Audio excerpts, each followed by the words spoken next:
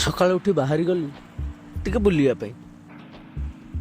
ପ୍ରଥମେ ମନ୍ଦିର ଦର୍ଶନ କରି ନେଲି ସକାଳର ସୂର୍ଯ୍ୟ କିରଣରେ ପଡ଼ିଥିବା ଘନ କୁହୁଡ଼ି ଉପରେ।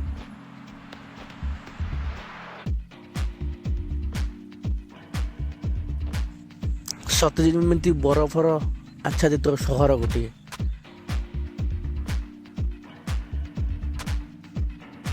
ସୂର୍ଯ୍ୟଙ୍କର କିରଣ ଯେତେ ପ୍ରଖର ହେଲେ ବି ଘନ କୁହୁଡ଼ି ତାକୁ ଢାଙ୍କି ଦେଇଛି।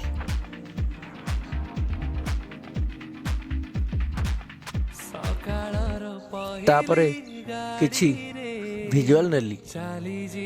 ତତେ ମୁଁ ଛାଡ଼ିରେ ସକାଳର ପହିଲି ଗାଡ଼ିରେ ଚାଲିଯିବି ତତେ ମୁଁ ଛାଡ଼ିରେ ପରଦେଶୀକୁ ବାନ୍ଧି ପାରିବୁନି ପରଦେଶୀକୁ ବାନ୍ଧି ପାରିବୁନି ଗୋରି ତ ପଣତରେ